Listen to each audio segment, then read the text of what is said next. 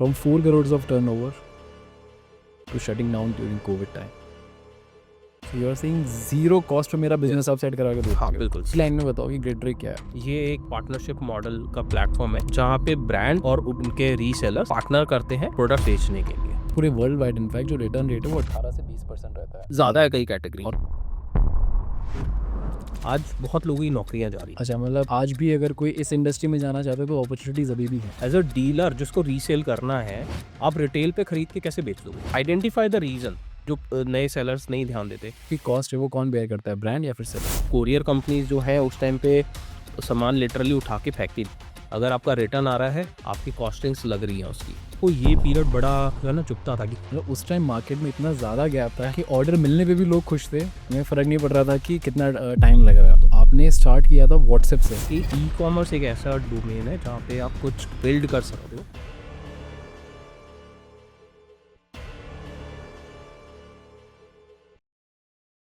तो सर आपकी जो जर्नी रही है वो काफ़ी इंटरेस्टिंग रही है। Like first of all you are an assistant director in film industry, then you have built 2 different companies. Okay, तो एक असिस्टेंट डायरेक्टर से एक फिल्म इंडस्ट्री से जो कि बहुत ग्लैमरस है, लोग जाने के लिए तरसते हैं वहाँ पे, वो छोड़ के एक एंटरप्रेन्योर बनने का ख्याल आपके दिमाग में कैसे और क्यों आया? ठीक है, तो मैं इसमें पहले एक ऐड करता हूँ। मेरी जर्नी क्रिकेट से स्टार्ट हुई। ओके ठीक है, तो मैं कई इंटरनेशनल प्लेयर्स के साथ भी खेला हूँ। मैं खुद जो है स्टेट लेवल क्रिकेट भी खेला हूँ दिल्ली से। Nice. This is something new that we are coming to know. So you started from the cricket हाँ। and then you shift to film industry. Then जो है मैं अंडर 19 स्टैंड बाय टीम में था। मेरे को प्लेइंग 11 में जगह नहीं मिली थी। Okay. तो आई थॉट कि नेक्स्ट ईयर मेरे को प्लेइंग 11 में जगह मिल जाएगी। और नेक्स्ट ईयर मैंने बहुत अच्छा परफॉर्म किया था मेरे प्रीवियस रिकॉर्ड से। तो बट अनफॉर्चुनेटली मेरे को प्लेइंग 11 में क्या, मेरे को स्टैंड बाय टीम में भी नहीं रखा। तो वो मेरे लिए एक डिसीजन मूवमेंट आ गया। मैंने कहा शायद I am not build for this. और मैं जो है वहाँ पे फिर मैंने डिसाइड किया कि नहीं, मैं अपनी क्रिकेट जर्नी कंटिन्यू नहीं कर रहा हूँ। उस टाइम आईपीएल वगैरह कुछ नहीं था, तो मैं 2000s की बात कर रहा हूँ। Okay. 2003-4 के अराउंड होगा जब मैंने क्रिकेट लेफ्ट कर दिया था। तो फिर उसके बाद जो है मैं जर्नलिज्म में आया, जर्नलिज्म मास कम्युनिकेशन।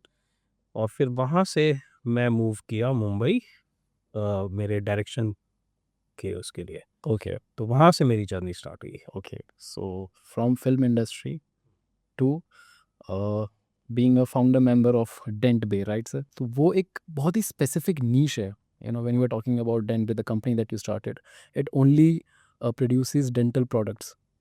आप डेंटल प्रोडक्ट सप्लाई करते हो, तो ये बहुत ही नीश कैटेगरी है। तो यहाँ पे जाने का ख्याल आपके दिमाग में क्यों आया? मैं बताता हूँ, हमारा जो होता था ना फिल्म लाइन में, एक फिल्म खत्म होती थी, दूसरी फिल्म के बीच में कई बार बहुत गैप आ जाता था।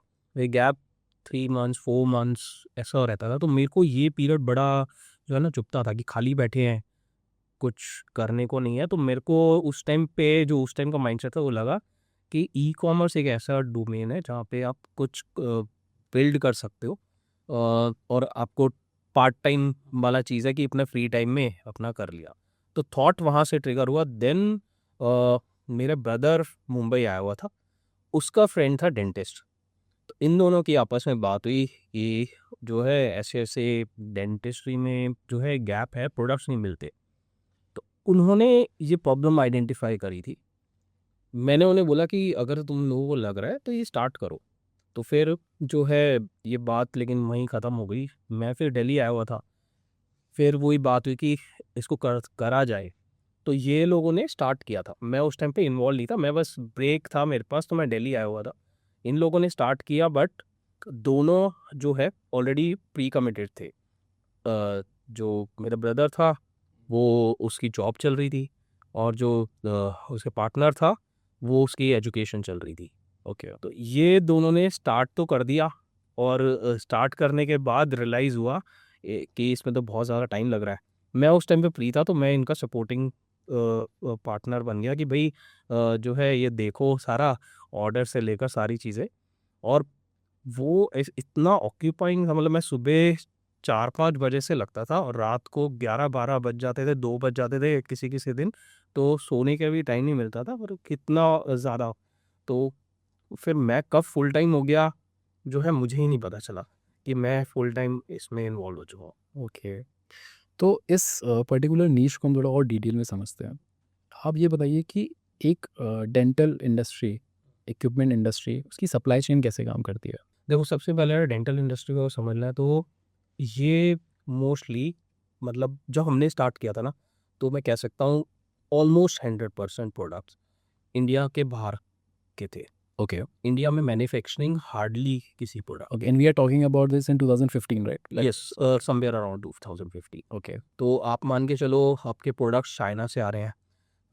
इंटरेस्टिंग लगेगा सुनना, आपके इंस्ट्रूमेंट्स जो हैं वो पाकिस्तान से आते थे। ओके। तो इंस्ट्रूमेंट्स इंस्ट्रूमेंट मतलब कि आपका जो है जितने भी आपके ग्रिप्स वगैरह हो गई जो डेंटिस्ट यूज़ करते हैं, ठीक है, ये सारे जो हैं सारे के सारे आपके इंस्ट्रूमेंट, इवन जो आप जो है सीजर्स वगैरह हैं, ये जो है पाकिस्तान ओके, पाकिस्तान में मैन्युफैक्चर। मैन्युफैक्चर होती थी उस टाइम पे। ओके, जो है और वाइट लेबल होकर दुनिया भर से कंपनीज जो हैं अलग अलग जगहों से फिर वो मतलब कोई इंडिया आ रही है, कोई जर्मनी जा रही है, इस तरीके से चलता था। फिर जो है जो इलेक्ट्रॉनिक आइटम्स हैं वो आपकी काफ़ी अपनी चाइना से आती थी। तो ये पूरी इंडस्ट्री जो है ना, इम्पोर्ट बेस्ड इंडस्ट्री थी। तो यहाँ पे जो इंडिया में थे वो थे इम्पोर्टर्स मेजरली, जो और कई जो वाइट लेबल कर रहे थे। और उस टाइम पे सिनेरियो ऐसा था कि इवन डेंटिस्ट को ज़्यादा ब्रांड्स के बारे में अवेयरनेस नहीं थी। तो अगर उस टाइम पे डेंटिस्ट से अगर पूछते कि आप हमें टॉप ब्रांड्स के नाम बता दो या ब्रांड्स के नाम बता दो, तो मोस्ट ऑफ द डेंटिस्ट वो 10-15 ब्रांड्स के बाद वो जानते ही नहीं थे। एमआर वगैरह का कल्चर डेंटिस्ट्री में उतना नहीं था, वो जो भी था वो यहाँ पे आप कह लो कि दिल्ली में या मेट्रोज़ में डेंटिस्ट्री जितने भी डेंटिस्ट हैं उनके पास सामान थोड़ा बहुत अवेलेबल था। बट दिल्ली के बाहर जो है वहाँ पे बहुत चैलेंजेस थे। तो ये वो टाइम था जब हमने इस फील्ड में एंटर किया ई-कॉमर्स में। ओके। दिल्ली के बाहर तो हम लोग बात करें, आपने टियर 2 और टियर 3 सिटीज़ को ज़्यादा टारगेट किया था। हाँ, हमने एक्चुअली सोचा था, जब हमने स्टार्ट किया था हमने ऐसा कुछ नहीं सोचा था कि हमें ये टारगेट करना है, इट्स एन ई-कॉमर्स प्लेटफ़ॉर्म जहाँ से ऑर्डर आ जाए मोस्ट वेलकम। तो हमारी इस जर्नी भी हमने जो प्लान करी थी, हमने ई-कॉमर्स साइट वगैरह कुछ नहीं बिल्ड करी थी। हमारा सिंपल था कि हम सोच तो रहे हैं हमें ऑर्डर्स भी मिलेंगे या नहीं मिलेंगे, सामान कहाँ से मिलेगा, कुछ भी नहीं मालूम था, मतलब बिल्कुल ब्लैंक व्हाइट पेपर था। तो तो उस टाइम पे आपने फिर मैन्युफैक्चरर्स को अप्रोच कैसे किया था? हाँ, मैं वही बताता हूँ। तो हमने क्या किया, सबसे पहले हमने जो है अप्रोच किया डेंटिस्ट को और उनसे पूछा कि आपको सामान वगैरह मिलने में दिक्कत आती है? तो हमने पहले अपने जो कस्टमर्स थे उनको ही पूछा ये सवाल। तो उन्होंने कहा हाँ, हमें दिक्कत आती है। और फिर हमने कहा कि अगर हम आपको सामान प्रोवाइड करें तो आप हमसे ले सकते हो या जो है। तो उन्होंने कहा हाँ, कि अगर आप सामान प्रोवाइड करोगे वी आर इंटरेस्टेड, हमें अच्छा प्राइस मिल जाए और सामान मिल जाए तो कोई दिक्कत नहीं है। तो ये हमारे लिए फर्स्ट वैलिडेशन थी कि हाँ, यहाँ पे है तो सही, हमारे कस्टमर्स तैयार है। फिर था कि ओके, सामान मिलेगा कहाँ से? तो हमको एक मार्केट पता थी, चांदनी चौक। ओके, तो हम गए चांदनी चौक, वहाँ पे हमने जो है बात करी कि हम ऐसे-ऐसे रीसेलिंग करना चाहते हैं, ई-कॉमर्स प्लेटफ़ॉर्म है हमारा डेंटबे करके। तो हम जो है जब गए तो हमें लिटरली कह लो कि बाहर भेज दिया गया कि सॉरी आप जाइए। एक दुकान, दूसरी दुकान, तीसरी दुकान, चौथी दुकान, हमें देना ही नहीं है सामान। अच्छा, ओके। ऐसा क्यों? वो इसलिए कि ई-कॉमर्स के लिए कहीं न कहीं ये था कि भई आप जो है अपफ्रंट तो ऑर्डर डाल नहीं रहे हो हमें। आप बोल रहे हो कि आप डीलर प्राइस, हम ऑब्वियसली हम डीलर प्राइस बोल रहे थे कि हमें कितने का मिलेगा सो दैट हम रीसेल कर सकें। तो आप हमें वो बता दो और ऑर्डर आएगा हम ले लेंगे। तो ये चीज़ें जो है ना उनको बहुत गैप्स दिख रहे थे। उनको चाहिए था अपफ्रंट ऑर्डर बताओ भई 50,000 का ऑर्डर लिखवाओ, 1 लाख का ऑर्डर लिखवाओ, सामान तुम्हारे को हम अच्छे प्राइसेज़ दे देते हैं, जो है। तो ये माइंडसेट था। तो लिटरली कई लोगों ने तो हमें ये बोल दिया कि दोबारा मत आना टाइप। तो ऐसा सिनेरियो था। ओके, तो इस सिनेरियो में हम ऐसे लोगों की वहाँ पे ए1 डेंटल थे।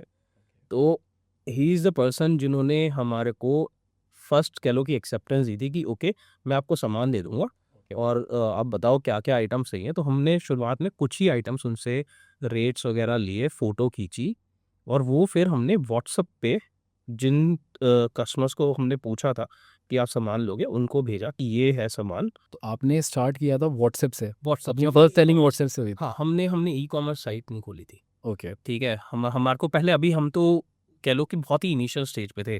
तो हमने पहले हमारे को ये था कि हम कर भी सकते हैं, तो है तो वो हम अपने कह लो अपने आप को ही कह लो एक तरह से चेक कर रहे थे कि और ये इंडस्ट्री सही है, नहीं है, कुछ हो सकता है यहाँ पे, नहीं हो सकता। तो फिर जब व्हाट्सएप पे हमारे को ऑर्डर मिला, तो हमने तो ये भी सोच लिया था कि हमें चाहे लॉस हो इस ऑर्डर में, जो है कि हमें ये नहीं मालूम शिपिंग के कितने चार्जेस आएँगे, हमें ये नहीं मालूम है सामान कितने में मिलेगा, जो है।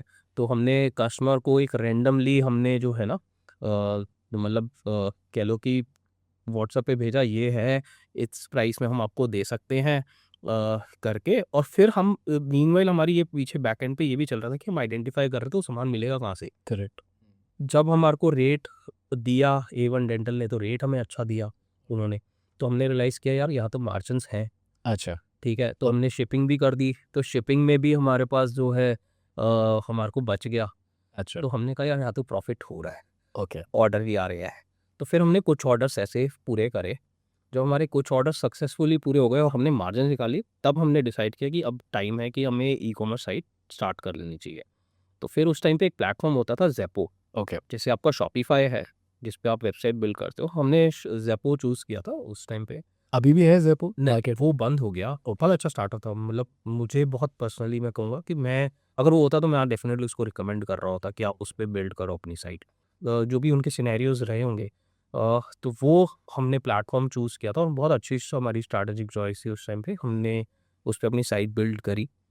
हमारे को जो है और हमने बिल्ड भी कैसे करी, मैं आपको वो भी बताता हूँ। साइट तो बिल्ड हो गई, अब हमारे पास प्रोडक्ट का डेटा नहीं है कोई, और मैं तो बिल्कुल अवेयर ही नहीं था क्योंकि मेरे को डेंटिस्ट्री के प्रोडक्ट्स की बिल्कुल कोई नॉलेज नहीं थी।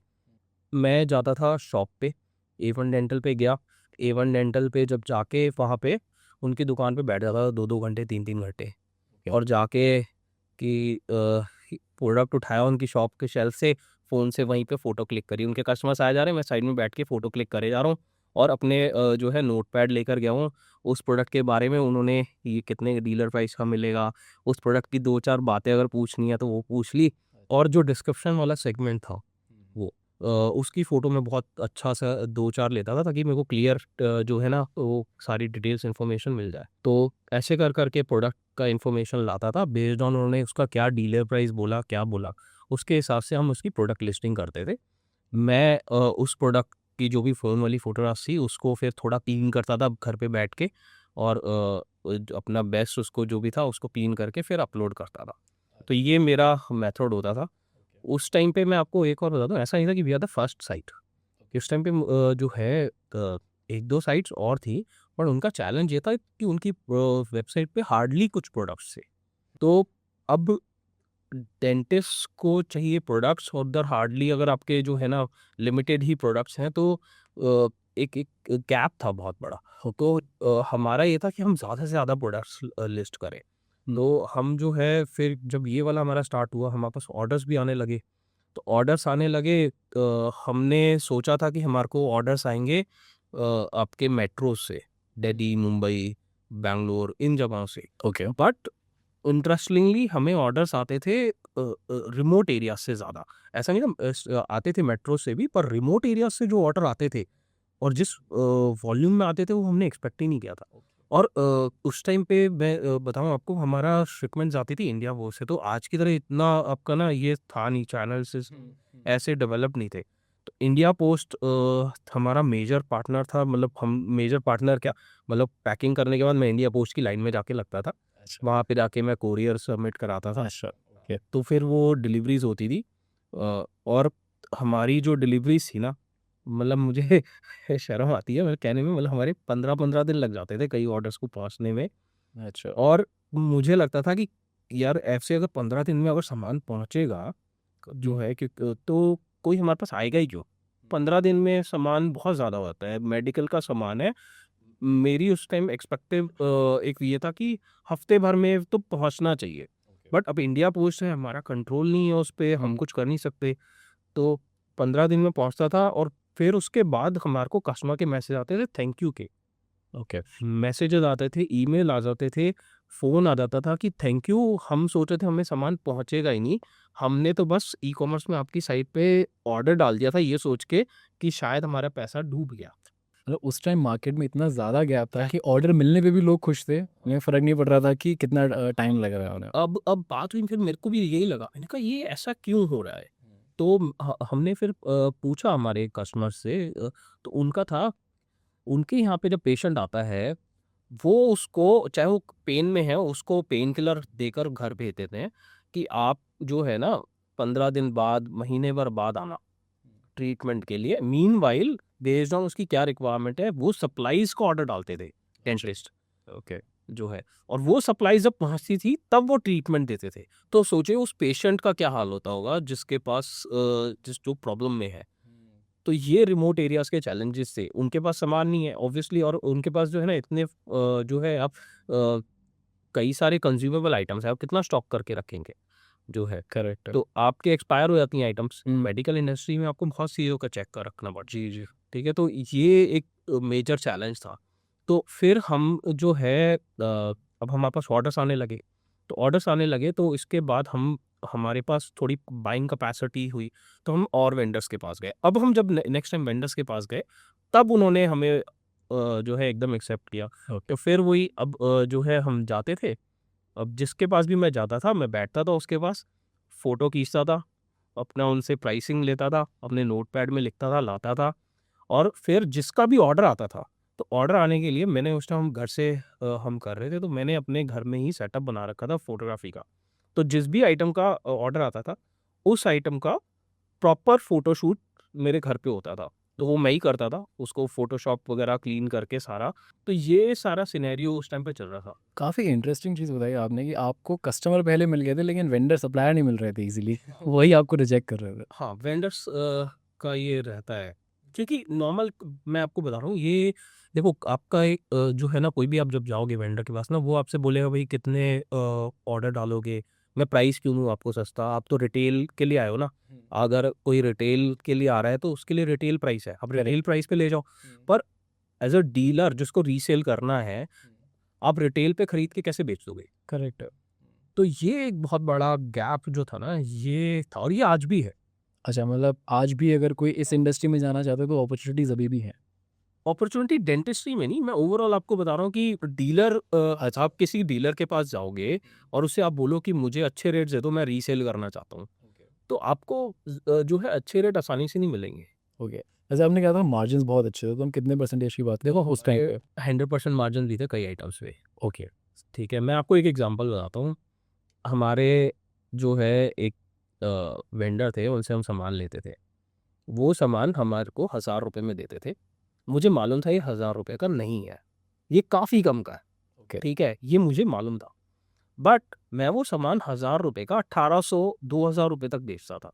ओके। जब मैं प्रॉफ़िट कमा रहा हूँ, ठीक है? और मुझे ये भी मालूम है मेरे डेंटिस्ट भी प्रॉफ़िट कमा रहा है। ऐसा नहीं है कि हम एक्सप्लॉइट कर रहे हैं। हमने फेयर वैल्यू आइडेंटिफ़ाई भी करी, जो है। डेंटिस्ट पहले वो आइटम जो है 2200-2300 की खरीदता था, हमने उसको 2000 1800 की रेंज पे लाए, सो दैट हमारे डेंटिस्ट को भी बेनिफिट हो। डेंटिस्ट आगे अकॉर्डिंगली चार्ज करता है, ठीक है। दूसरी चीज़ ये ना हाई वॉल्यूम रिटेल का सेगमेंट नहीं था। तो एग्जांपल के लिए अगर आप ऐसे समझो कि आप पानी की बॉटल जो है दिन में 100 बेच सकते हो, 1000 बेच सकते हो।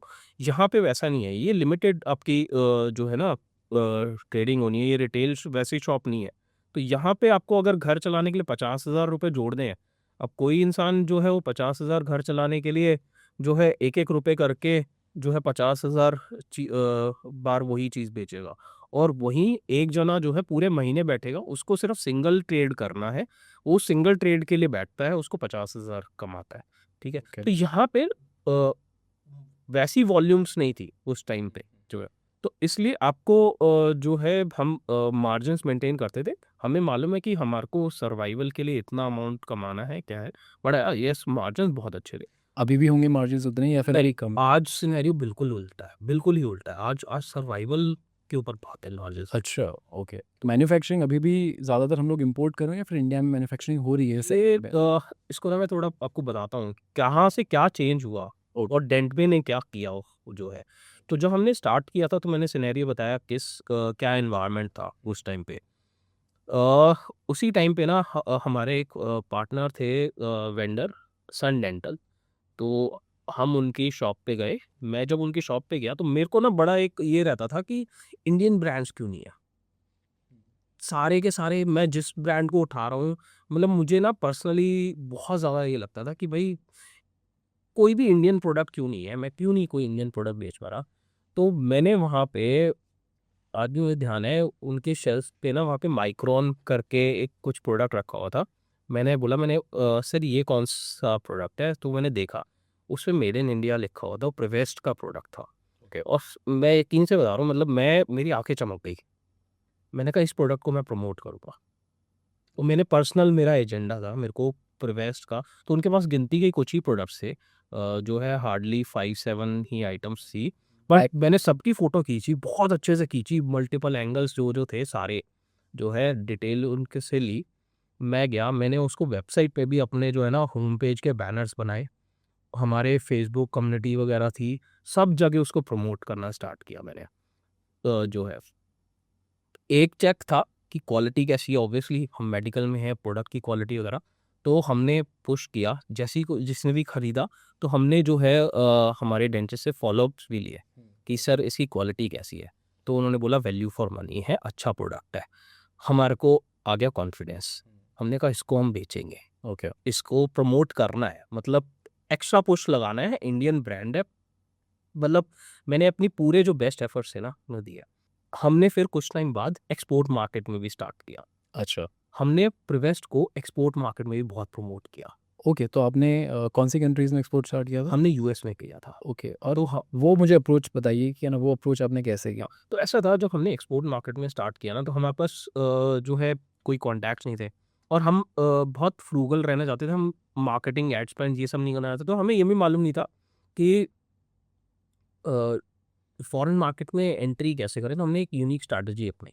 हमने क्या किया, हमने जो है ईबे पे लिस्टिंग करी। तो ईबे पे हमने कुछ हमारी गिनती के प्रोडक्ट्स जो हमारे को था कि ये हमें प्रमोट करने हैं या ये वहाँ पे बिक सकते हैं। तो 2 थॉट थे, एक वहाँ बिक क्या सकता है, ओके। तो हमारे को कुछ ब्रांड्स वहाँ आगे थे कि ये बिकते हैं वहाँ पे वो, और हमें और क्या बेचना है वो। तो ये हमने वहाँ पे लिस्टिंग करी। वहाँ पे जो है इंटरेस्टिंगली वहाँ पे भी यही गैप था, सामान की सी थी, ओके। तो वहाँ से भी हमारे को बहुत अच्छा रिस्पॉन्स आया। अच्छा। तो इतना अच्छा रिस्पॉन्स आया कि हम ईबे के टॉप सेलर बन गए। वाह! ईबे के जब हम टॉप सेलर बने तो आप सोच सकते हैं कि मतलब हम अपनी कैटेगरी के जो है हम बहुत अच्छी वॉल्यूम्स पे बेच रहे थे। तो हमने अच्छा बेचा बहुत, ओके, जो है।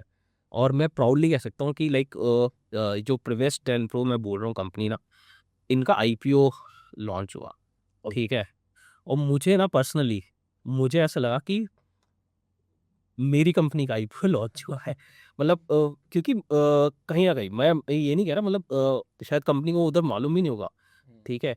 बट वो जो चीज़ थी कि एक जो है ना आपको अपॉर्च्युनिटी मिले अच्छा प्रोडक्ट उन्होंने बहुत अच्छा प्रोडक्ट बनाया। And that too made in India. हाँ, ठीक है? तो ये आज जो है ऐसे और भी ब्रांड्स हैं। ठीक है, आई आई नो कि एक ट्रिपल नाइन डेंटल है। ट्रिपल नाइन डेंटल ने अपनी इंस्ट्रूमेंट्स की मैन्युफैक्चरिंग स्टार्ट करी थी, ओके। ठीक है? तो और बहुत अच्छी क्वालिटी में। तो हालाँकि उस टाइम पे हमारा कह लो कि डाउन जा रहा था। अदरवाइज़ अगर मेरे पास कैपेसिटी होती मैं उनको बहुत प्रमोट करता, अच्छा। जो है। ओके। तो बट हाँ, उस टाइम पे हम थोड़ा डिक्लाइन पे थे तो हम उनको नहीं पुश कर पाए। बट डेफ़िनिटली मैं याद नहीं आता वो, आई होप कि वो ऑलरेडी बहुत अच्छा कर रहे हो। प्रीवेस्ट के बारे में आप जानते हैं, how that company is doing? अभी तो उनके अब बहुत तो उन्होंने एक्सपैंड बहुत कर दिया अच्छी है, होगा। अब तो वो कई कंट्रीज़ में हैं। वन ऑफ द बिगेस्ट का जो है ब्रांड है डेंटिस्ट्री में। ओके। तो दे आर डूइंग गुड। तो मैं जो है मुझे काफ़ी पर्सनली मतलब मुझे बहुत अच्छा लगा। मैंने और भी कोशिश करी कुछ और ब्रांड्स वगैरह, पर होता क्या है मैं ये नहीं कहूँगा ये प्रिवेस्ट को हमने कुछ, प्रिवेस्ट ने बहुत अच्छे प्रोडक्ट बनाए। ओके। तो ये ऐसा नहीं है कि आप सिर्फ जो है ना प्रोडक्ट बना दो और वो इंडियन है, आपको अच्छा प्रोडक्ट भी बनाना पड़ेगा। तो उनका प्रोडक्ट भी बहुत अच्छा था। करेक्ट। तो ये मेजर रीज़न था कि हमने उनको पुश किया तो उनका प्रोडक्ट वो डिज़र्व करता था। अंशु जी, आपने मुझे बताया था कि at some point in your journey in डेंट पे you had a turnover of 4 crore, ठीक है? From 4 crore of turnover to shutting down during Covid time, कोई एक ऐसा रीज़न आप अगर देना चाहेंगे या फिर आप कुछ बदलना चाहेंगे उसमें? ओके, देखिए मैं आपको ये बताता हूँ, कोविड जो था उससे पहले भी कुछ इवेंट्स हो गए थे। एक्चुअली हमारी पार्टनरशिप ब्रेक हुई थी कंपनी की। ओके। तो जो पार्टनरशिप ब्रेक हुई तो हम उससे रिकवर कर रहे थे। हम करेक्शंस आ गए थे बिज़नेस में, तो हम वो कर रहे थे। जस्ट वो करते उसके बाद कोविड आ गया।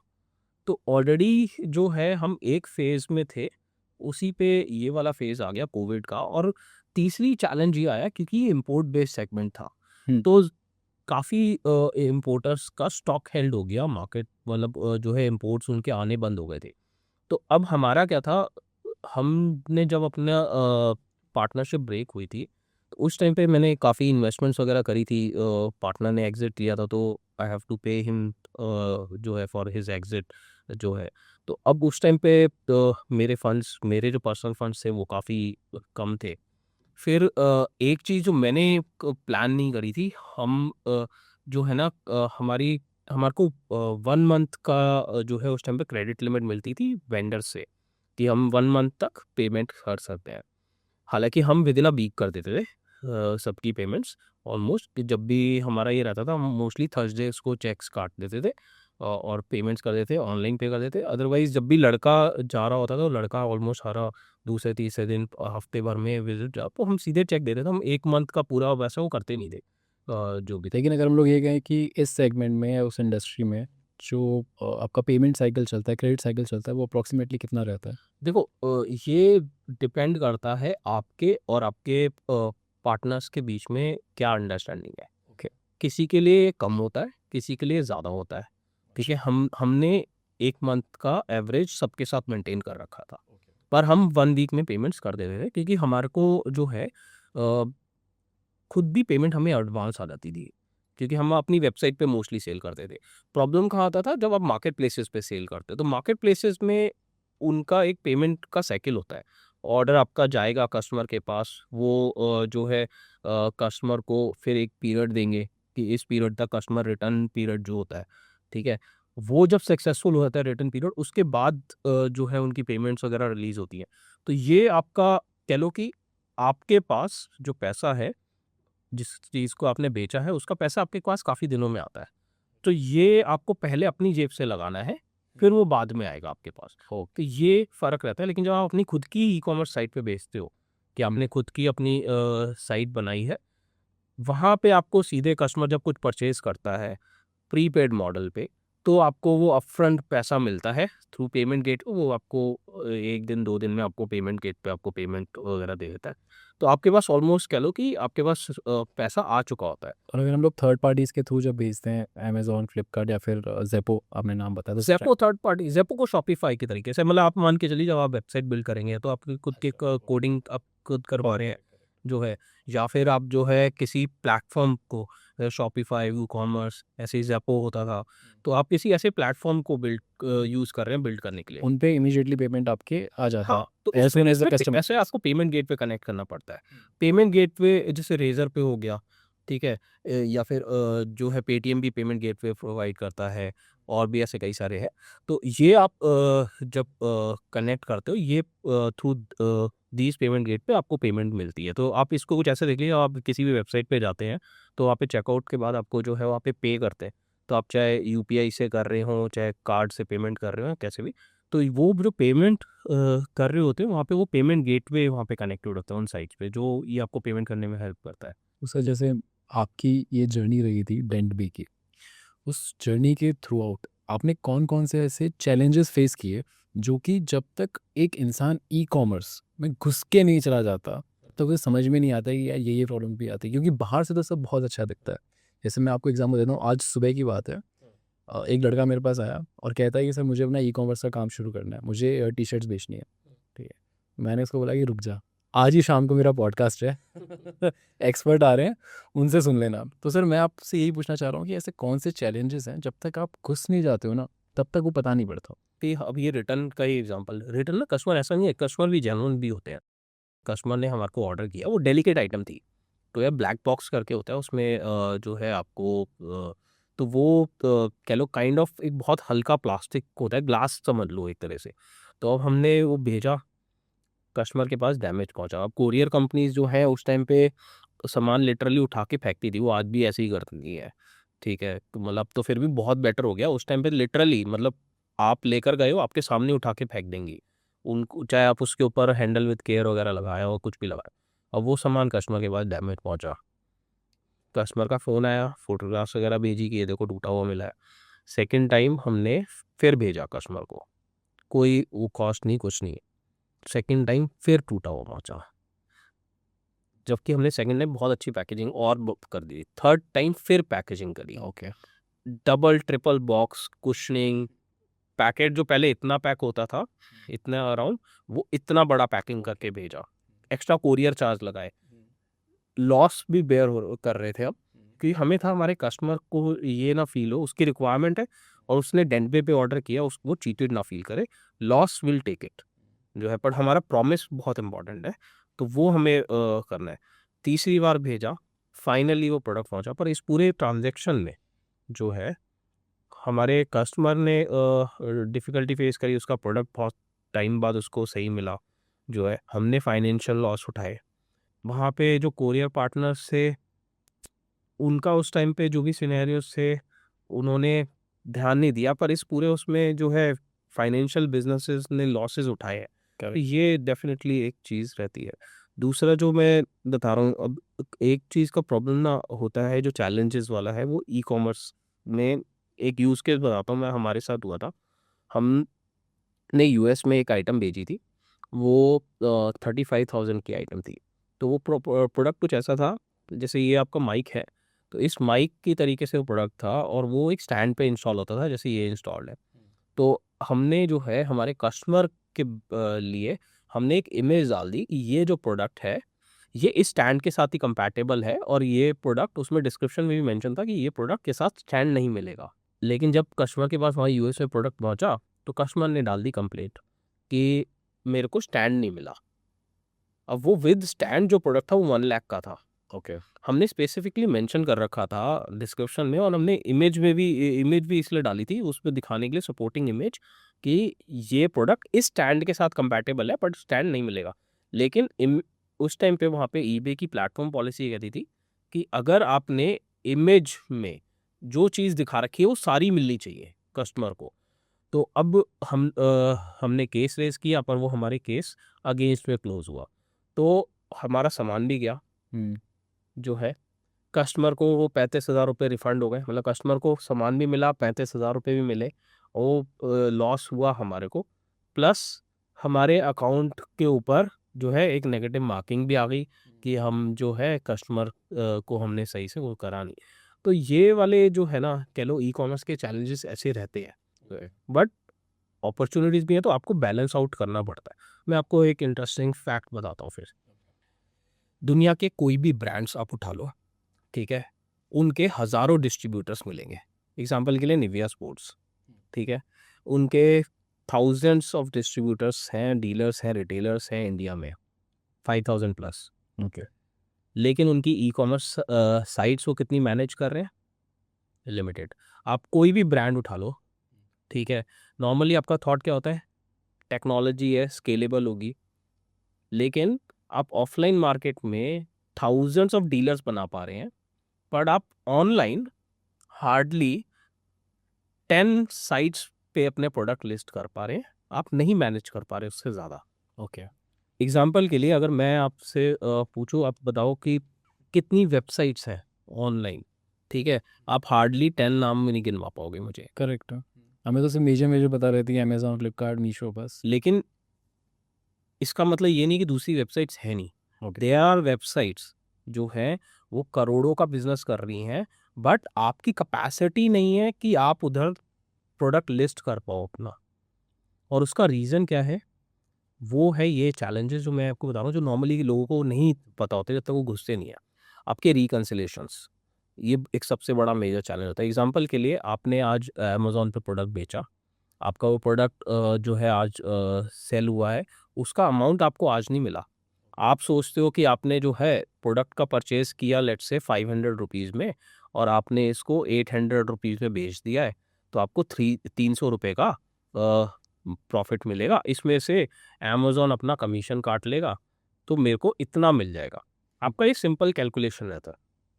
पर ये कैलकुलेशन ऐसे नहीं वर्क करता, इसमें बहुत सारे और फैक्टर्स इन्वॉल्व रहता है। आपका जो है रिटर्न रेट, Returns आते हैं। वो बहुत मैटर करता है। अगर आपका रिटर्न आ रहा है, आपकी कॉस्टिंग्स लग रही हैं उसकी। ये मैं पढ़ रहा था कि इंडिया में या पूरे वर्ल्ड वाइड इनफैक्ट जो रिटर्न रेट है वो 18 से 20% रहता है। ज़्यादा है कई कैटेगरी और में। फैशन की कैटेगरी में अगर हम चले जाते हैं वहाँ तो 35% तक हाँ, रिटर्न रेट्स जाता है। बिल्कुल। So that is a massive number. बिल्कुल। तो ये जो है, ये आपको अपना ध्यान रखना पड़ता है। आपको ध्यान रखना पड़ता है कि आपके अकाउंट लेवल परफॉर्मेंसेस कैसी हैं। तो बेस्ड ऑन दैट आपके जो है चार्जेस जो है प्लेटफॉर्म टू प्लेटफॉर्म डिफर करते हैं। कई प्लेटफॉर्म्स जो हैं आपको उस पे भी लेते हैं। अगर आपके अकाउंट की परफॉर्मेंस अच्छी नहीं है, ठीक है, आपका स्टैंडर्ड अकाउंट चल रहा है, आपका परफॉर्मेंस बहुत अच्छा चल रहा है, वो आपको कमीशन रेट्स या आपके जो है इस तरीके के चार्जेस जो है उसमें उसके बेसिस पे आपके लगा देते हैं जो है। तो ये और भी ऐसे कई सारे फैक्टर्स होते हैं। तो आपको क्या होता है, आपको आप बेच रहे हो, आप रेगुलर आपके दिन में 10 ऑर्डर, 20 ऑर्डर, 50 ऑर्डर जा रहे हैं। इसके पैसे आपको जो है आना स्टार्ट होते हैं, वो आपको ये नहीं पता चलता, आप जब तक पूरी रिकन्सिलिएशन नहीं करोगे कि किस ऑर्डर के अगेंस्ट में मेरे को कितना रुपया मिला। तो आपको आज जो है ओके 10,000 रुपये अकाउंट में आ गए, अगले दिन आप हफ्ते भर बाद फिर आपको 20-30 हज़ार रुपये आ गए। आप सोचते हो हाँ पैसे तो आ रहे हैं ना, पर आप जब 6 महीने बाद पूरा देखते हो, यार सामान तो मैंने बेच दिया था इस 6 महीने में 10 लाख का, पैसे मेरे पास तो 8 लाख ही आए हैं। ओके।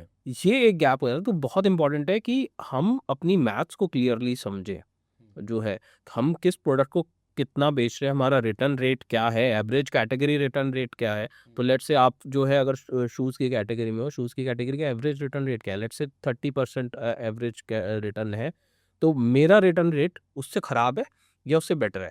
तो एग्जांपल के लिए आपका रिटर्न रेट उस कैटेगरी में जो है एवरेज था 30, आपका 25% चल रहा है, तो आप बेटर परफॉर्म कर रहे हो।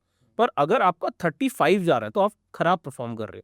तो आइडेंटिफाई द रीज़न कि वो क्या रीज़न है जिसकी वजह से मेरे प्रोडक्ट पे रिटर्न ज़्यादा आ रहा है। एग्जांपल के लिए एक बहुत आपको बताता हूँ इनसाइट, जो नए सेलर्स नहीं ध्यान देते, वो क्या करते हैं, फ़ोटोग्राफ्स बहुत अच्छी डालते हैं प्रोडक्ट के, एक्चुअल प्रोडक्ट से भी बहुत अच्छी। तो होता क्या है, वो कस्टमर एक्सपेक्टेशन मैच नहीं करती। आपने टी-शर्ट सोचा था कि फ़ोटोग्राफ देख के कस्टमर ने कि यार ये मुझे मिलेगा। अब वो जब रिसीव हुई तो उसकी प्रोडक्ट की क्वालिटी तो बहुत हल्की है।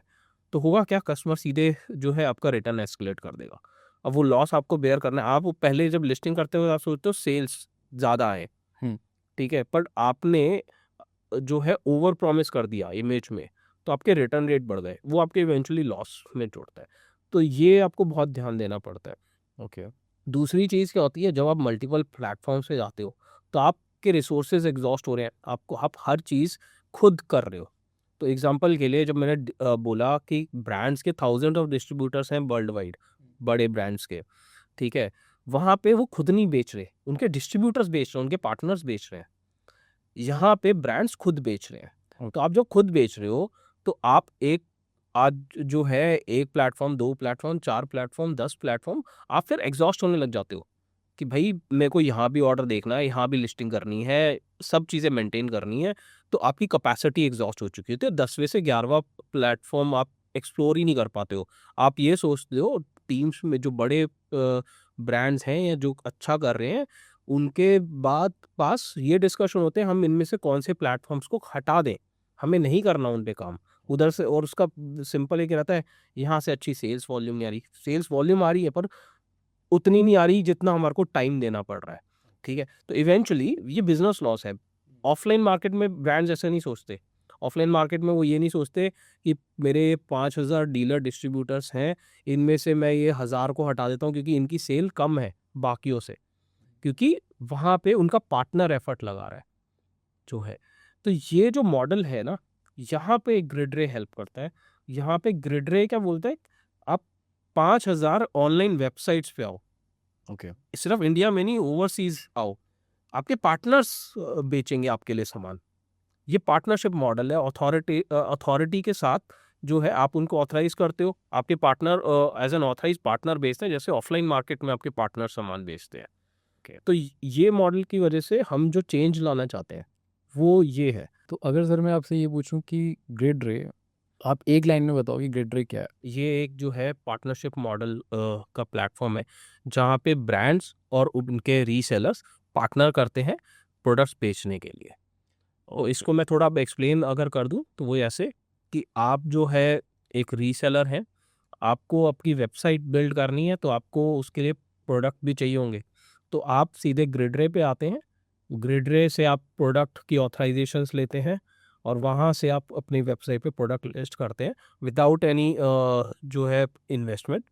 आपके पास जब आपकी वेबसाइट से ऑर्डर आता है तो वो डायरेक्टली ब्रांड के वेयर हाउस से वो शिप होता है और आपको पूरे ऑथराइज तरीके से आपको उसमें जो है कस्टमर के क्लेम्स हैं, कुछ भी हैं, सारी चीज़ें आपको मिलती हैं जो एक नॉर्मल ऑथराइजेशन पे कवर होती हैं सारी। That is interesting. तो पहले तो मुझे ये बताइए कि आपका जो मॉडल है वो एक ड्रॉप शिपिंग से डिफरेंट कैसे है? तो पहले आपको ना मैं ड्रॉप शिपिंग थोड़ा बताता हूँ और ओके। आपको समझ आएगा कि कैसे डिफरेंट है।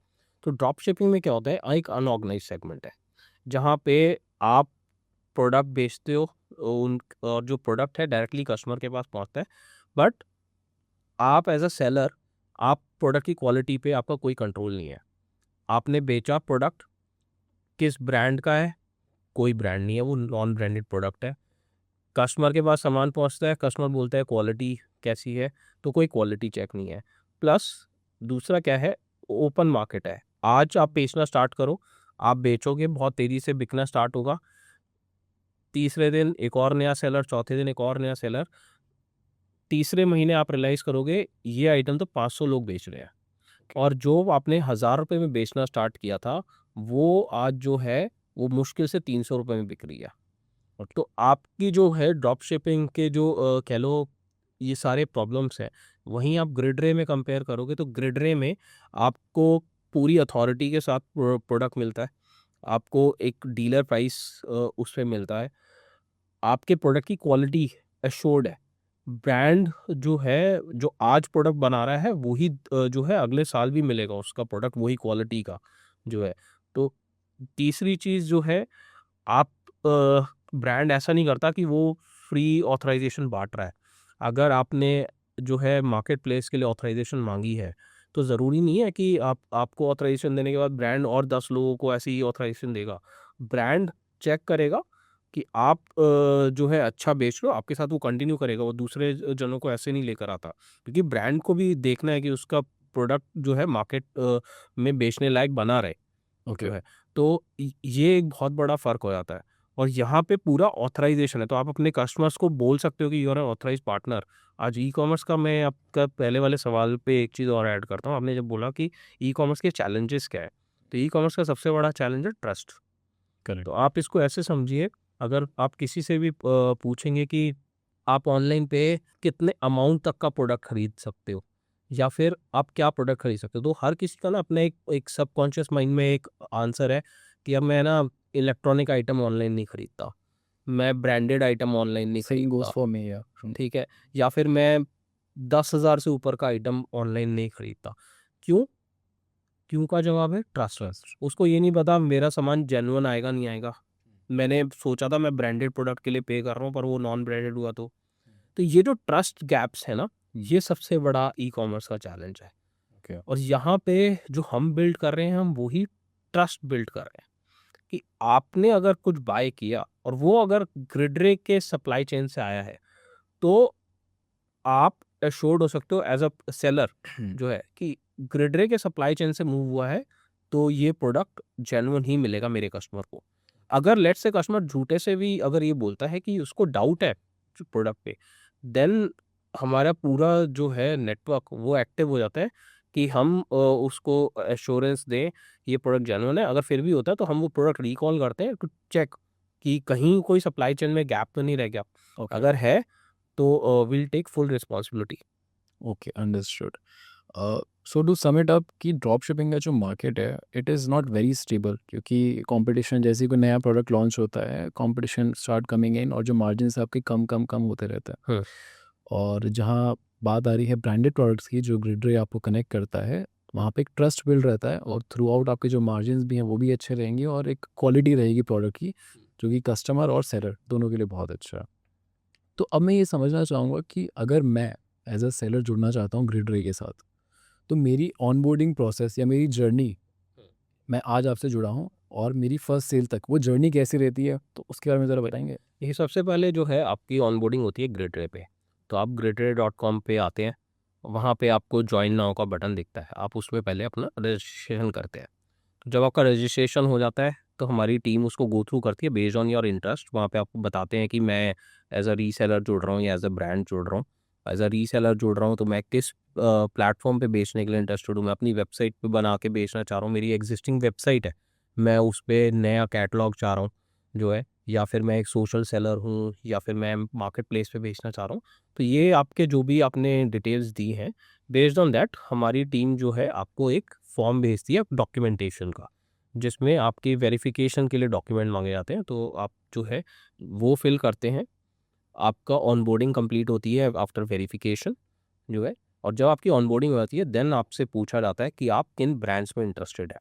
आप बताते हो कि ओके मैं ये सारे ब्रांड्स में इंटरेस्टेड हूँ, इन सब में मैं पार्टनर करना चाहता हूँ फॉर माई रिस्पेक्टिव प्लेटफॉर्म।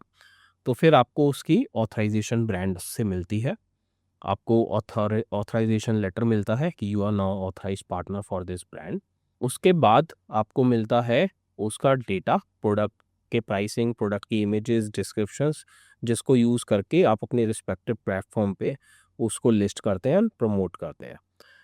जैसे ही आपकी फर्स्ट सेल आती है तो उस दिन आपको जो डीलर प्राइस मिला था आप वो पे करते हैं, प्लस आप शिपिंग का अमाउंट पे करते हैं। ओके, और ये जो है आपका जैसे आप वो करते हैं, आपका order directly from the warehouse वो आपके एंड कस्टमर को शिप हो जाता है, और इसमें आपकी डिटेल्स के साथ शिप होता है। तो उसमें ग्रिडरे कहीं मेंशन नहीं होता, ग्रिडरे is your invisible partner okay. जो है।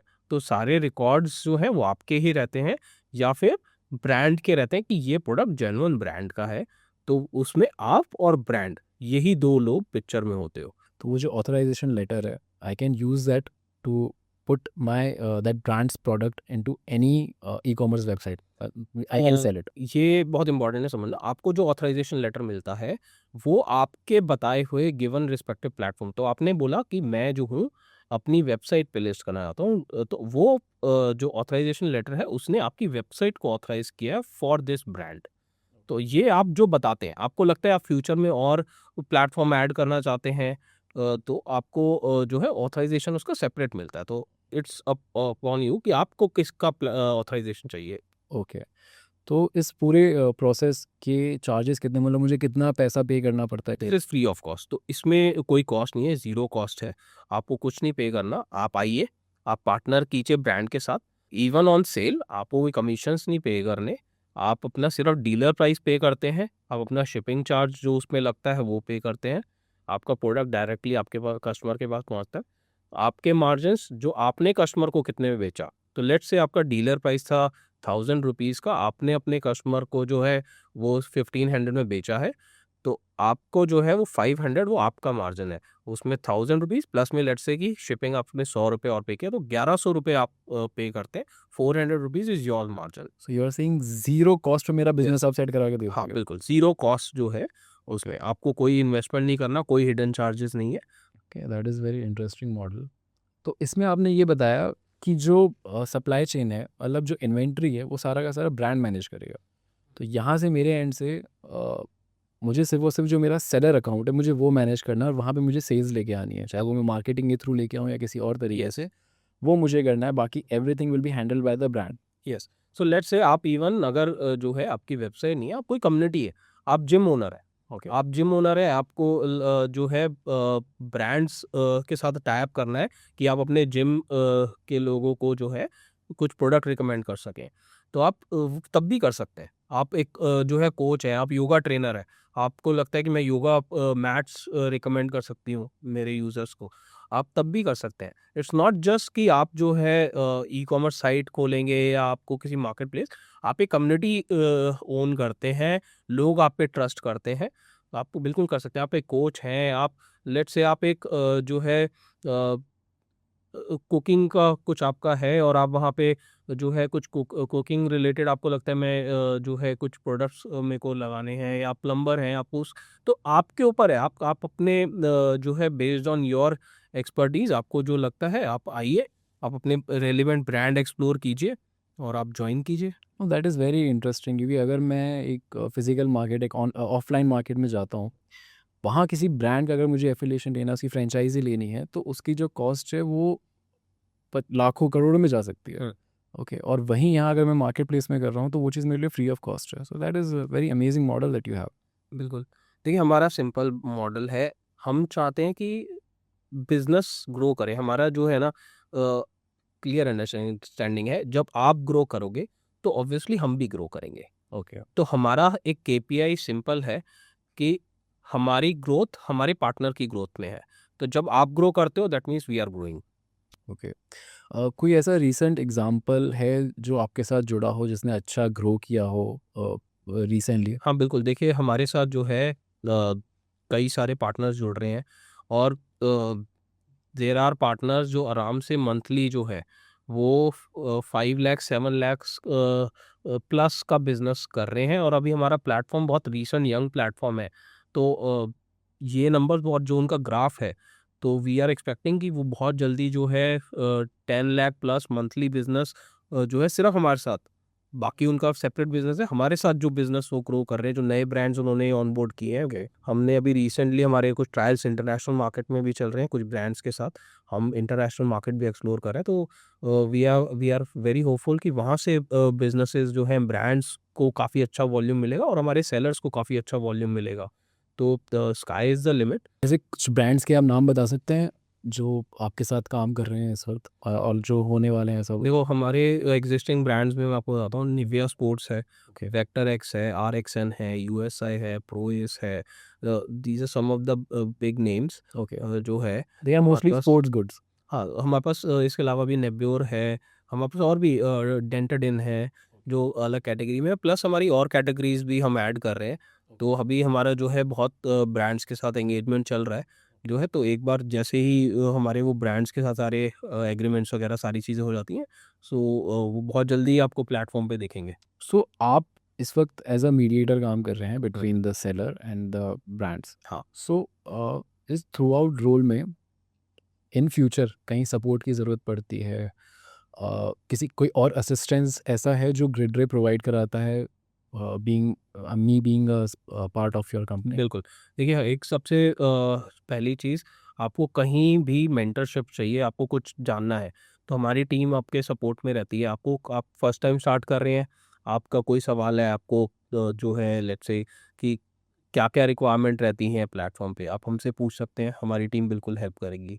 जो है दूसरा, आपको जो है एग्ज़िस्टिंग अपने आप बेच रहे हैं, आपको और स्केल करना है, तो आप जस्ट हमसे कनेक्ट कीजिए, कौन से ब्रांड्स हो सकते हैं। आप जो है हम उनको कनेक्ट आपके साथ कराते हैं, आप अपॉर्चुनिटीज़ एक्सप्लोर कीजिए। आपको करंट टेरिटरी से बाहर निकलना है, आप इंडिया में बेच रहे हैं, आपको एक्सपोर्ट स्टार्ट करना है। आप जुड़िए, आप हमें बताइए कि आपको कहाँ ग्रो करना है। हमारी कोशिश है, मैं आपको एक सिंपल बताता हूँ, ई-कॉमर्स के कुछ फंडामेंटल्स हैं। एक फंडामेंटल है ई-कॉमर्स का, कैटलॉग साइज़। तो आपका जो है जितना वास्ट कैटलॉग होगा, ओके। ठीक है? आपकी वेबसाइट पे 100 प्रोडक्ट्स हैं, 500 प्रोडक्ट्स हैं, लाख प्रोडक्ट हैं, 10 लाख प्रोडक्ट हैं, कितने हैं? तो अमेज़न पे करोड़ों प्रोडक्ट्स हैं। लोग अमेज़न पे क्यों जाते हैं? प्रोडक्ट उन्हें एक बाय करना है, लेकिन वो अमेज़न पे इसलिए जा रहे हैं क्योंकि अमेज़न पे करोड़ों प्रोडक्ट्स हैं। सेकंड चीज़ है स्पीड ऑफ डिलीवरी, ठीक है? आज 10 मिनट डिलीवरी पे पहुँच गई है दुनिया। थर्ड है आपका प्राइसिंग, आप कितना अच्छा प्राइस दे सकते हैं। ठीक है? तो ये जो तीनों चीज़ें हैं, ये कुछ ही लिमिटेड दुनिया में कंपनीज़ हैं वो प्रोवाइड कर रही हैं। ओके। हमारा जो मॉडल है, हम ये फ्यूचर देखते हैं, ये सारी चीज़ें स्टैंडर्डाइज़ हो जाएँ। एक व्हाट्सएप पे बेचने वाला सेलर भी अपना ऑर्डर 10 मिनट्स में डिलीवर कर पाए। ये हमारा बेंचमार्क हम फ्यूचर के लिए देखते हैं। तो हमारी जर्नी हम उस डायरेक्शन में स्टार्ट कर रहे हैं। जैसे-जैसे हम ग्रो करेंगे, हमारी स्पीड ऑफ डिलीवरीज़ को हम फास्टर लेकर आएँगे। अभी हमने कुछ ट्रायल्स भी करे थे लिमिटेड एरियाज़ में, वहाँ पे हम जो है 40 मिनट्स डिलीवरीज़ हमने अचीव करी। बट ये अभी हमारे सिर्फ ट्रायल स्टेज पे, अभी हमारा नॉर्मल, मैं ये कोई रॉन्ग कमिटमेंट्स नहीं देना चाहता यूज़र्स को, कि अभी हमारा तो नॉर्मल ही करंट चल रहा है, जहाँ पे आपके 3 डेज़ 4 डेज़ डिलीवरी टाइम में एवरेज चल रही हैं चीज़ें। बट जैसे-जैसे हमारे वेयर हाउसेज़ इंक्रीज़ करते जा रहे हैं, हमारी स्पीड ऑफ डिलीवरीज भी हम इंक्रीज करते हैं। तो ये सारा शेयर्ड रिसोर्स है। तो जैसे जैसे हम ग्रो करेंगे हमारे पार्टनर्स भी ग्रो करेंगे। तो ये जो वेयर हाउसेज है they are being shared by you and the brands. These warehouses हमारे जो है ब्रांड्स और ब्रांड्स का नेटवर्क अच्छा। जो है, तो हम उसको ऑनबोर्ड करते हैं। तो लेट्स से ब्रांड जब आता है, ब्रांड के एग्जिस्टिंग वेयर हाउसेस या फिर हमारे वेयर हाउसेस में ब्रांड अगर सामान रखवा रहा है वो, तो हमारे वेयर हाउसेस में सामान है, ब्रांड के पास खुद का सामान है या फिर ब्रांड के डीलर के पास सामान है। ठीक है, तो जहाँ भी सामान है आपके कस्टमर के नियरेस्ट लोकेशन से सामान मूव होता है। ओके। तो सर एक सीधा सा सवाल है, जब भी कोई सेलर आपके साथ जुड़ता है आई एम श्योर वो भी आपसे पूछते होंगे कि मैं जब ब्रांड्स का प्रोडक्ट बेच सकता हूँ खुद से, तो वो डायरेक्टली क्यों नहीं ई कॉमर्स वेबसाइट से बेच रहे हैं? ई कॉमर्स साइट पे ब्रांड बेच रहे हैं और ब्रांड जो है वो एक जगह जाके एग्जॉस्ट हो जाते हैं। नॉर्मली एक एवरेज अगर मैं बताऊं तो समवेयर अराउंड 10 मार्केट प्लेसेस पे जब एक ब्रांड पहुंचता है तो उसके बाद वो एग्जॉस्ट होने लग जाता है। रिकन्सिलेशन के इश्यूज हैं और सारे इश्यूज हैं, तो उसके बाद उनकी स्केलेबिलिटी पे क्वेश्चंस आने लग जाते हैं।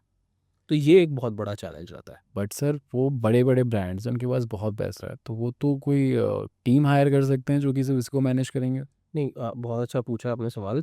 मैं बताता हूँ, देखो, सिर्फ जो है ना टीम हायर करना एक वो नहीं है, आपको प्रॉफिटेबल बिजनेस ग्रो करना होता है। तो आज आपको समझना पड़ेगा मार्केट प्लेस मॉडल का एक मैं बेसिक आपको बताता हूँ। इन आपके इन्वेंट्री इंटेंसिव मॉडल बनते जा रहे हैं मार्केट प्लेसेस मॉडल। तो आप एज अ ब्रांड आपको वहाँ पे स्टॉक भिजवाना होता है वेयर हाउसेज में उनके। तो जब आप वहाँ पे स्टॉक भिजवाते हो, एक मार्केट प्लेस में स्टॉक अलग भिजवाया, दूसरी पे अलग भिजवाया, तीसरी पे अलग भिजवाया, तो आपके जो है रिसोर्सेज वो बर्न आउट होने लग जाते हैं। तो इस वजह से आप रियलाइज़ करते हो कि यार मेरा जो है रिसोर्स हैवी लग रहा है। दूसरा, आप जो है रिकन्सिलिएशन, सब सब प्लेटफॉर्म के रिकन्सिलिएशन लेवल अलग हैं। किसी में पेमेंट्स के कंडीशंस अलग हैं, किसी में अलग हैं। तो आपको सबके रिकन्सिलिएशन करके आपको रियलाइज़ होता है यार इस मार्केट प्लेसेस पे तो मैं लॉस में ज़्यादा हूँ। इतना स्टॉक मैंने भेज दिया, उसमें से मेरी ये आइटम यहाँ बिक रही है, ये नहीं बिक रही। तो इतना सब कुछ जो है आपका उलझता जाता है। तो आप एक जगह पे जाके ये रियलाइज़ करते हो कि जितने प्रॉब्लम्स आ रहे हैं मैं उतने मेरे को रिटर्न्स नहीं आ रहे। तो आप एक जगह जाके आपकी कैप लग जाती है।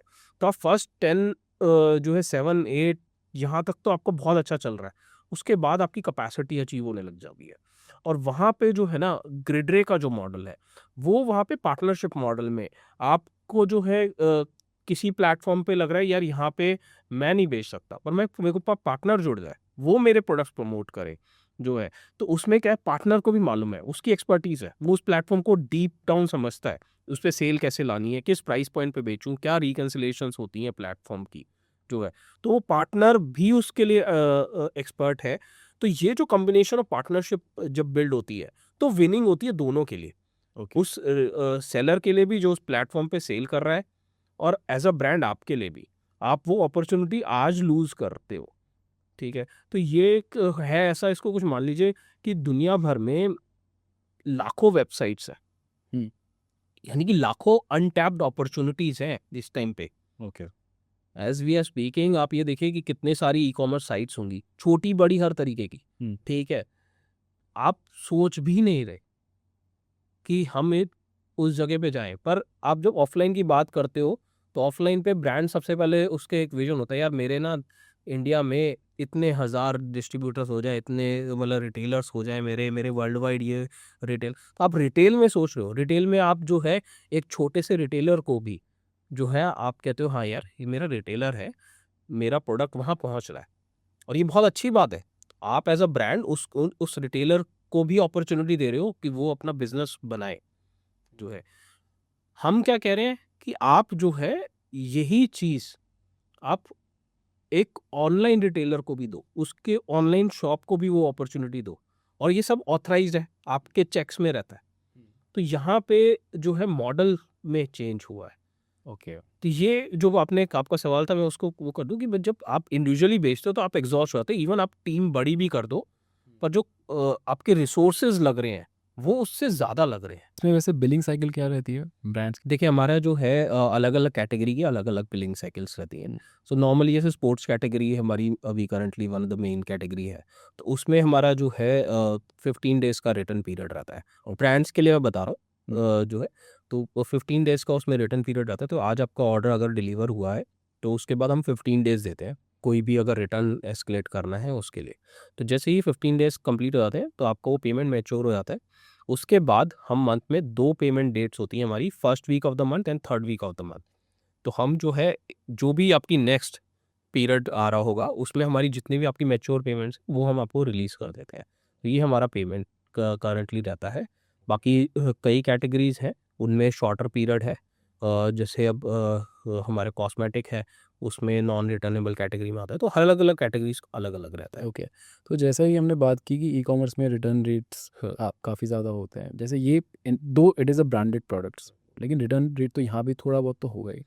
तो इन दैट केस जो उसकी कॉस्ट है वो कौन बेयर करता है, ब्रांड या फिर सेलर?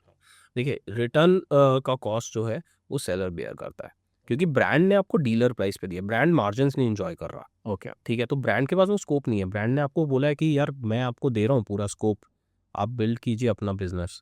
ठीक है, तो वो रिस्क आपको लेना है। बट मैं आपको ये बता दूं, करंटली हमारे प्लेटफॉर्म पे रिटर्न रेट जो है ना, हाईली लो है। ठीक अगर है, हम परसेंटेज में परसेंटेज में लेस देन 5%। ओके मैं बिकॉज लेस देन 5 बोल रहा हूँ, 5 से भी बहुत कम है।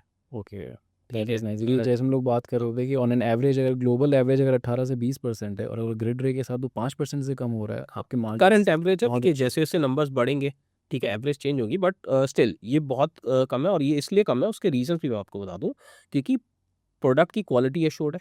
हम्म, ठीक है, डेटा ट्रांसपेरेंटली पहुंच रहा है। जो ब्रांड ने प्रोडक्ट बिल्ड किया, अभी क्या होता है आपके पास, जब आप प्रोडक्ट को का डेटा आपको मिलता है तो पूरा एक ट्रस्टेड सोर्स से डेटा आया हुआ है।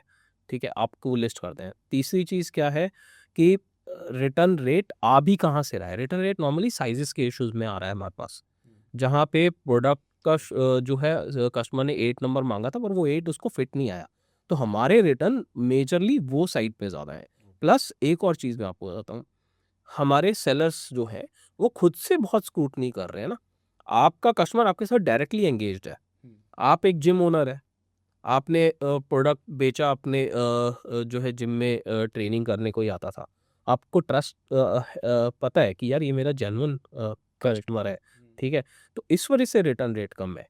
ऐसा ऐसा कुछ वो नहीं है कि दूसरा, या फिर आपकी खुद की साइट है तो आप खुद, आपको मालूम है मेरी साइट पे ऑर्डर देने वाला, आप खुद ही फ़ोन करके लेते हो, अमेज़न कॉल करके नहीं पूछ रहा आपसे। लेकिन ये जो साइट है जिनकी, वो अपने कस्टमर को मैसेज कर रहे हैं, व्हाट्सएप पे पर्सनली एंगेज कर रहे हैं। ओके। हमारे पास, मैं आपको बताता हूँ कैसे ऑर्डर्स आते हैं हमारे पास, जो है इकट्ठे 100 शूज़ के ऑर्डर आ जाते हैं। ठीक है, एक सिंगल ऑर्डर। ब्रांड को ऐसे ऑर्डर्स ई-कॉमर्स पे नहीं मिलते हैं, हमारे थ्रू मिल रहे हैं। क्यों मिल रहे हैं? क्योंकि दीज़ सेलर्स जिनको ब्रांड ने अपॉर्च्युनिटी दी, ठीक है, वो सेलर्स लोकल कम्युनिटी में एंगेज्ड है। उधर कम्युनिटी में कोई इवेंट होना है, ओके। ऑर्डर आ जाता है, क्योंकि अब आपने, ब्रांड ने उनको अपॉर्च्युनिटी दी है ना। अब वहाँ पे बहुत इंटरेस्टिंग चीज़ें हो रही हैं। कोई स्कूल बिल्ड हो रहा है, ये कम्युनिटी जो ये सेलर हैं, इनको वहाँ पे मालूम है, ये वहाँ पे कनेक्टेड है, स्कूल्स की क्या रिक्वायरमेंट है, आपकी आ गई। कोई जो है मैच हो रहा है, वहाँ पे टीम को कुछ चाहिए, पूरा ऑर्डर आ गया। तो ये बहुत इस तरीके की यूनिक चीज़ है। इवन वी आर एक्सप्लोरिंग, हम सरप्राइज़ होते हैं। ऐसे-ऐसे ऑर्डर्स आते हैं, हमने नहीं सोचा था। अच्छा अच्छा। तो हमारे पास ट्रक लोड ऑफ ऑर्डर भी हम प्रोसेस करवा चुके हैं। ओके। तो ब्रांड्स से हमारे को रिव्यूज़ मिल रहे हैं कि सर हमने आज तक 10 साल में ऐसे ऑर्डर नहीं, हमने सोचा नहीं था ई-कॉमर्स में ये बिक सकती हैं चीज़ें। अच्छा, तो एक मेरे दिमाग में एक क्वेश्चन आया कि जो अभी ऑफलाइन प्लेयर्स हैं, जो ऑफलाइन डीलर्स हैं इनके, are they objecting to these brands कि यार आप ऑनलाइन में सेम प्राइस पे कैसे दे सकते हो? नहीं, देखिए मैं बताता हूँ यहाँ पे ग्रिड रे के साथ क्या डिफरेंस हो रहा है। आपने सुना होगा, बहुत सारी स्ट्राइक्स भी हुई, ऑनलाइन मार्केट ऑफलाइन को खा रही है। हम्म। ठीक है, ये बहुत न्यूज़पेपर के फर्स्ट पेज की हेडिंग्स भी रही हैं। ओके। ठीक है, ग्रिड रे इसको चेंज कर रहा है। हम यहाँ पे ऑफलाइन और ऑनलाइन को इंटीग्रेट कर रहे हैं, दोनों के जो स्ट्रेंथ्स हैं उसको साथ में ला रहे हैं। तो अब मान के चलिए एक ऑर्डर आया आपका, आप यहाँ दिल्ली में बैठे हैं मेरे साथ, आपकी वेबसाइट पे जो है ऑर्डर आया, वो बैंगलोर से था। वो आइटम जो है बैंगलोर के डिस्ट्रीब्यूटर के यहाँ से, उसके रिटेलर के यहाँ से वो शिप होगी। तो अब क्या है, जिसने उसमें स्टॉक में इन्वेस्ट कर रखा है, जो वहाँ पे बैठा है लोकल, वहाँ से उसको एक सेल पे मार्जिन मिला, ओके। ठीक है? उनके यहाँ से इन्वेंट्री मूव हुई, उनका सर्कुलेशन इम्प्रूव हुआ, एंड कस्टमर को शिपमेंट फास्ट पहुंची। आपके shipping charge as a website owner, आपके शिपिंग चार्ज अगर आप दिल्ली से भेजते सामान तो जो लगते वो अब आपके कम लगे, आपने Bangalore to Bangalore local delivery करी है। हर चीज़ जो है आपकी परफेक्ट पोजीशन पे आती दिखती है आपको जब आप एक शेयर्ड रिसोर्स में जाते हो, क्योंकि आप यहाँ पे क्या हो रहा है, यहाँ पे सबके रिसोर्सेज शेयर हो रहे हैं, ओके। ठीक है? हर कोई विनिंग पोजीशन पे आ रहा है। तो आपका ऑफलाइन पार्टनर जो आज फील कर रहा था मैं ऑनलाइन से बिजनेस लूज कर रहा हूँ, आज वो इंजॉय कर रहा है कि हाँ आप बेचो, हुँ। क्योंकि आप उसके एज अ पार्टनर बेच रहे हो। Okay, so in this case दोनों मार्जिन्स कमा रहे हैं, आपका जो ऑनलाइन सेलर है वो भी हाँ, और ऑफलाइन रिटेलर हाँ, भी। ओके। बिल्कुल। तो ये जो है और ये कंट्रोल कर रहे हैं ब्रांड। अच्छा। वो देख रहा है कि आपको भी एक रिस्पेक्टेबल मार्जिन मिले और उसके ऑफलाइन पार्टनर को भी एक उसमें जो है एक मार्जिन मिल जाए। देखिए मैं आपको बताता हूँ, जब इसमें आपको अगर आप देखोगे तो आपको बहुत बेटर आपके लिए होता है, क्योंकि आपका रिस्क कवर हो गया। हुँ। आप एक वेबसाइट ओनर हैं, आज आप स्टॉक करते, आप 5 लाख 10 लाख कुछ अमाउंट का एक सामान रखते, करेक्ट। ठीक है? आपका पूरा एक एवरेज अगर आप निकालोगे तो 10% का भी अगर पूरा डेड स्टॉक हो गया, तो आपने 10 लाख पे 1 लाख रुपए तो आपने यूँ ही तोड़ दिया, हुँ। ठीक है? ये आपका रिस्क पूरा कवर हो जाता है, आपने कुछ इन्वेस्ट नहीं करा। अब आप दूसरी चीज़, आप 10 लाख में कितनी आइटम खरीद लोगे? एक लिमिटेड ही खरीद सकते हो, जो है। यहाँ पे क्योंकि आपको डेटा मिल रहा है, आपको पूरा सप्लाई चेन मिल रहा है, आप प्रोडक्ट लिस्ट कीजिए। आप अभी तक सिर्फ 5,000 प्रोडक्ट लिस्ट कर पा रहे थे, आप 50,000, 1 lakh, 10 lakh, sky is the limit. हम जैसे-जैसे ग्रो करेंगे, हम आपको ग्रो करवाएँगे। Okay, this a partnership model. हर एक पार्टनर यहाँ पे विनिंग पोजीशन जो है उस पे पहुँचे, ये हमारा काम है, हम वो बिल्ड कर रहे हैं। तो सर आपने ये तो बता दिया आपसे जुड़ने के इतने सारे फ़ायदे हमें मिलेंगे, बट एक बहुत बेसिक सा सवाल आता है कि अगर मैं मान लो आपके साथ जुड़ जाता हूँ एज़ अ सेलर, तो मैं कितना पैसा कमा सकता हूँ? देखिए किसी भी बिज़नेस में ना 4 चीज़ें आपकी ग्रोथ बताती हैं। एक होती है आपकी नीयत। ओके। आप बिज़नेस में क्या करना चाहते हो? ठीक है, आपका क्या नियत है? आप चाहते हो कि यार मेरा घर का खर्चा निकल जाए, या नहीं मुझे सबसे बड़ा बिज़नेस बनाना है, या मुझे सबसे बड़ा पॉडकास्ट बनाना है, ठीक है? इसके बाद आती है नीति। आपको ठीक है, आपने सोचा यार मेरे को सबसे बड़ा बनाना है, मेरे को जो है करोड़ों सब्सक्राइबर्स चाहिए, पर उसके लिए आपकी नीति क्या है? आपका प्लान क्या है? ठीक है? नीति भी आपने डिसाइड कर ली, फिर आता है आपका नियम। कि भई ठीक है, आप एक पॉडकास्ट तो बना लोगे, पर आप नियमित तौर पे आप जो है वो अपना नेक्स्ट पॉडकास्ट उसके बाद आप डाल रहे हो, नहीं डाल रहे, ठीक है? तो ये आपका नियम जो है, आपको कंसिस्टेंसी रखनी है, ये बहुत इम्पोर्टेंट है। या आप प्रोडक्ट सेलिंग कर रहे हो, आपने आज जो है एक प्रोडक्ट लिस्ट कर दिया, उसके बाद आप बैठ गए घर पे कि नहीं, मैं तो और नहीं कर रहा। तो नियम बहुत इम्पोर्टेंट है।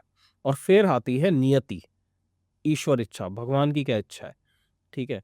तो अगर आपकी फर्स्ट 3 फंडामेंटल्स करेक्ट है, आपने नियत क्लियर है कि हाँ, मुझे ऐसा बनाना है, इतना बड़ा बिज़नेस बनाना है, उसके लिए आपकी नीति, आपने अपने प्लान ऑफ एक्शन अच्छा कर रखा है और उसको आप कंसिस्टेंटली, नियम आपका सही है, आप वो कर रहे हो, तो आप जो है नियति को भी अपने अनुसार कर सकते हो।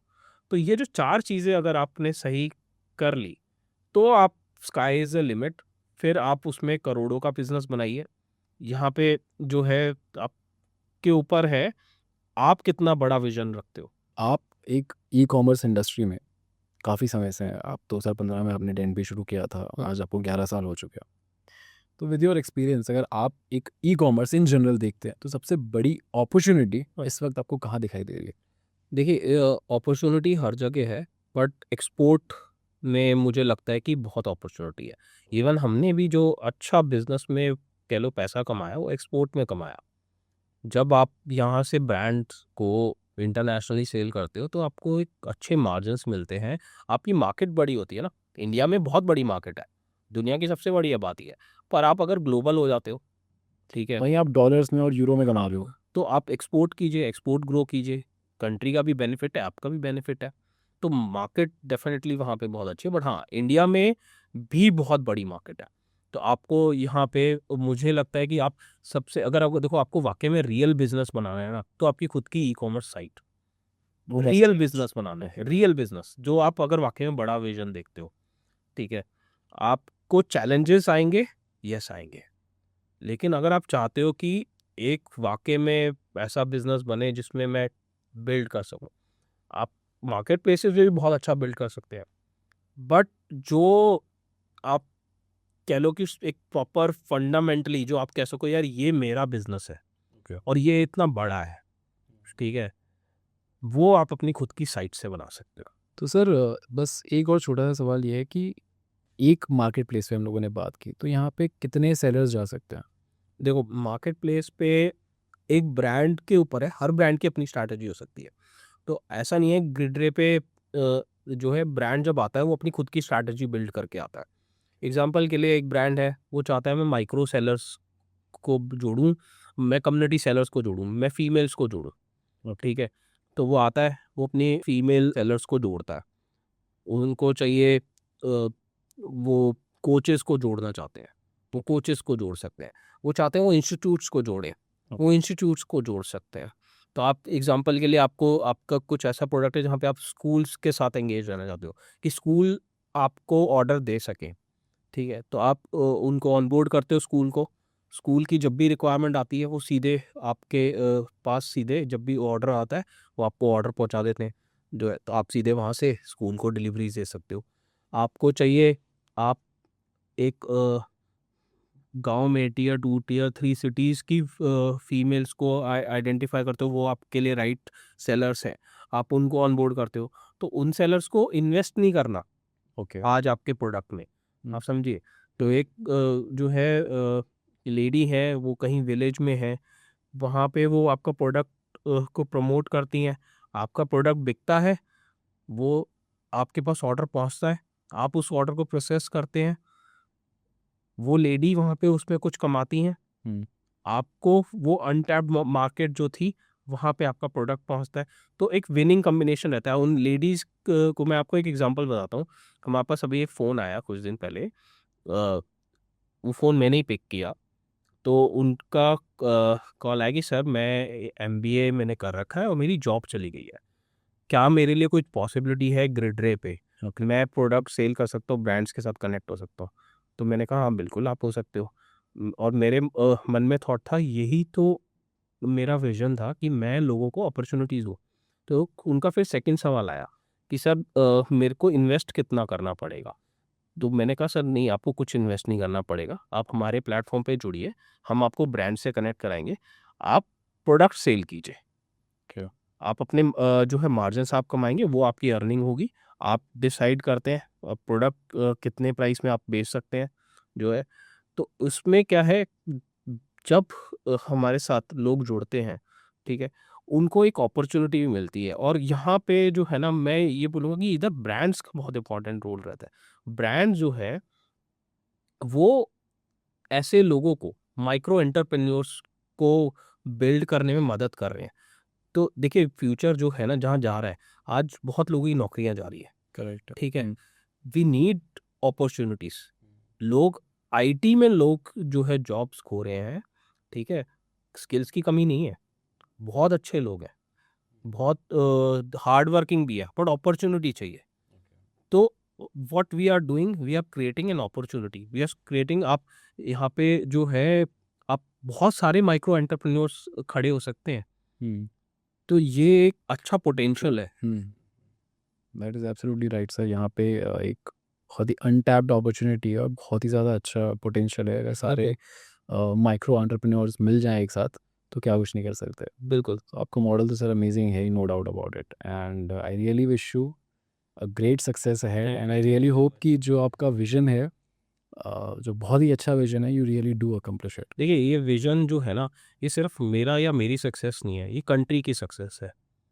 जब हम ग्रो करेंगे तो हमारे साथ सारे सेलर्स, सारी माइक्रो एंटरप्रेन्योर्स ग्रो करेंगे और वो माइक्रो नहीं मेजर एंटरप्रेन्योर्स बनेंगे, ठीक है, और जब आपके लोग ग्रो करते हैं ना तो वो देश ग्रो करता है। तो विजन ये है।